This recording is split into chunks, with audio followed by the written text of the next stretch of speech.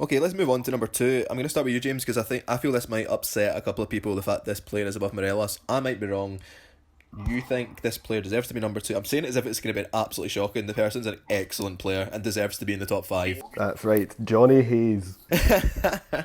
It's Chris Ajer. So, James, why do you think he deserves to be number two in this list? I think that, over the last two seasons in particular, he's developed into a really complete defender, and this is another one that's probably based more on potential than what he's achieved already.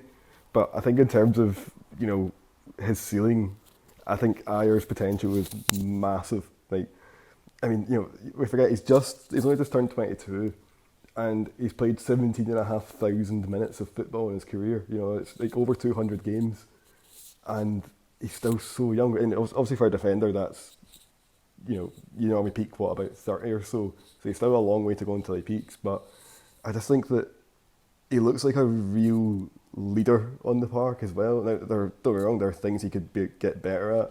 But I think when you look at his overall skill set, there's not much he does wrong. I mean, in the air, he's very, very good. Obviously, he's giant, so that helps. But I think last season he had the highest aerial duel success rate of any player in the league. This year, he's tailed off a wee bit. I think Julien's the best, but I'm pretty certain Ayer's still in the top five. And I think that most importantly, though, the things that he's best at are things that really encapsulate modern central defending, particularly in a team like Celtic, where if you're a defender, you don't just defend, you have to contribute to attacks as well. And I think that's where we see a lot of Ayer's best work. I mean, for progressive runs, he averages about 5 per game, and that's the third highest of any player in the league. The only players who've got higher averages than that are Jeremy Frimpong and Johnny Hayes, who are both obviously wing backs. They've got space to move into. Ayer's a centre half, and he's doing that. He's so good at just driving up the park with the ball, and particularly when you're in a man marking system, for instance, that's an absolute nightmare to deal with, because they can just recycle the possession until Ajer gets the ball and then he drives forward, and then all of a sudden you've got a man who's essentially free, just driving, moving into your half, and no one can really pick him up. I mean, that was so often Aberdeen's undoing against Celtic. Was, they went man for man. Ajer would get the ball and just start drifting forward, and then all of a sudden,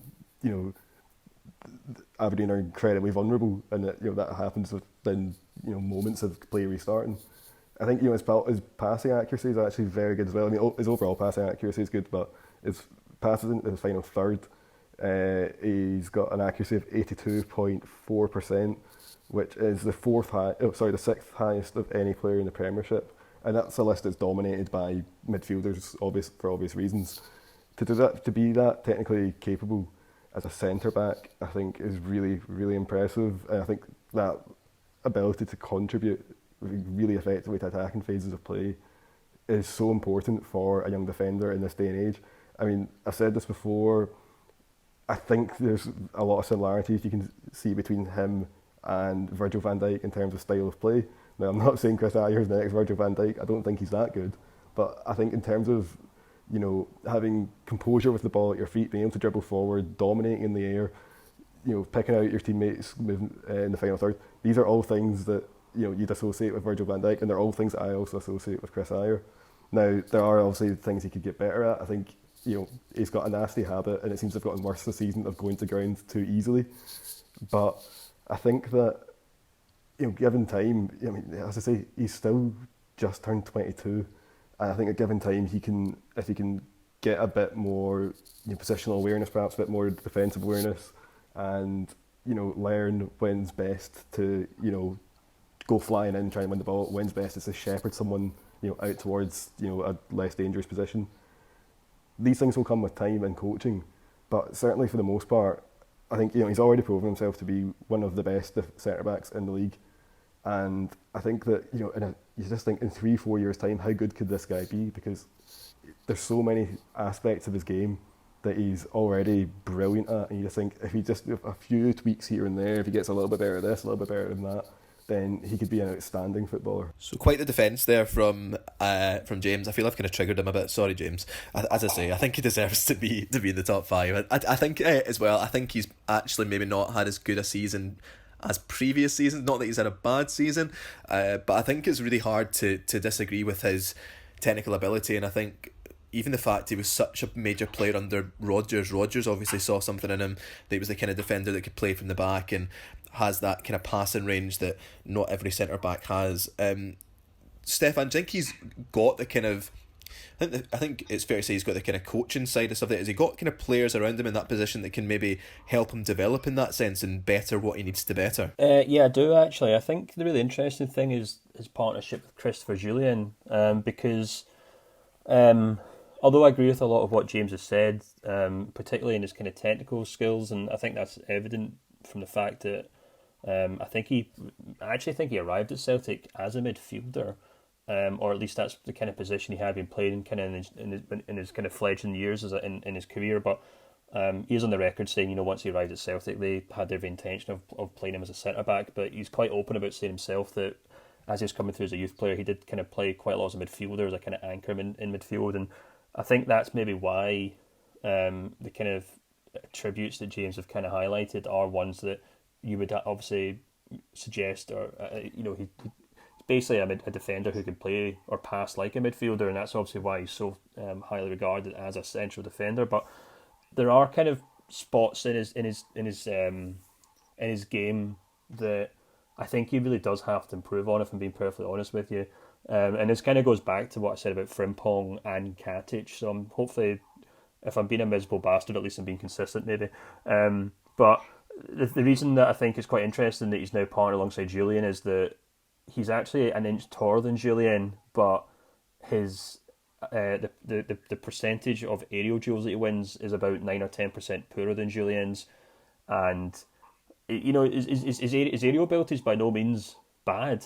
He wins about 68% of them as far as I can tell, and that's almost identical to Scott McKenna and Connor Goldson's. And I think, I'm pretty sure we said on a few podcasts back when we talked about McKenna, I thought that was one of his best attributes. So he's by no means a bad header of the ball, but we're talking about a player here who's actually 3 inches taller than McKenna and Goldson. So as silly as it sounds, I think he's basically coasting when it comes to actually being able to win headers. And for a player his size, I think he should actually be doing better, to be perfectly honest with you.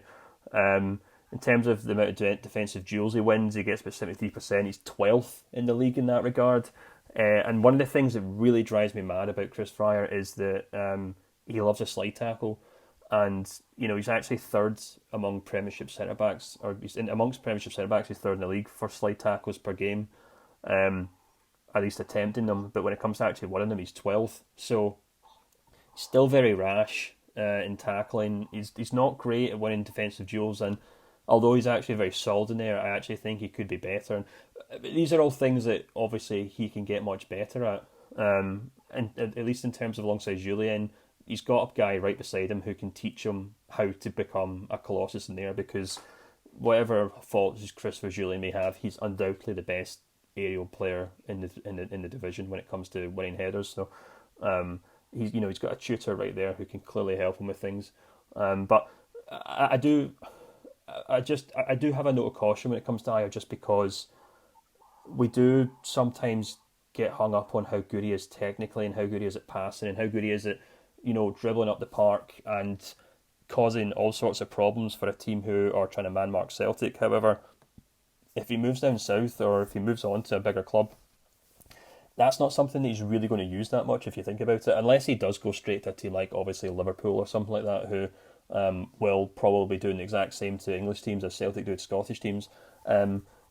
His ability to dribble with the ball and cause upset isn't something that I think is really going to be relied upon as much as his sheer physical or sheer defensive stats, which I think he probably still has to work on. However, having said all that, I think his position in the list is actually quite fair, because if you kind of look at the fact that Virgil Van Dijk left Celtic for £13 million, you've got your Quellars and your Boom Songs who left Rangers for a little less than that. I fully expect Ajer to probably go for twice that, if I'm being perfectly honest with you. I know, you maybe have to take inflation and fact that football changes very quickly over the years. But at the end of the day, the guy's only 22, and although I don't think he's maybe hitting full pace on every attribute, I think that's something that can be quite quickly amended. And we're talking about a defender here who could probably go on for kind of Kieran Tierney money and go on to prove himself to be an outstanding player for Celtic and maybe at a higher level as well. Anything you'd like to add, James? I feel like that's been quite a solid defence from both of you, that he's number 2 in this list. We've only got one more player to go. Anything you'd like to add before we reveal who's number 1? Just the fact that when he was starting out in Norway, you know, he was in the team at 15 years old, and by the time he was 16 he was captain, which I think just says a lot. It's also just absolutely ludicrous, but I think that says a lot about, you know, the sort of person that he is. And again, I think that's indicative of a guy who is, you know, a leader on the park and just, you know, is determined to give his all and all that sort of stuff. But yeah, just thought I'd throw that out there just because it's just ludicrous. 16 years old, captain. Yeah, okay, fair play.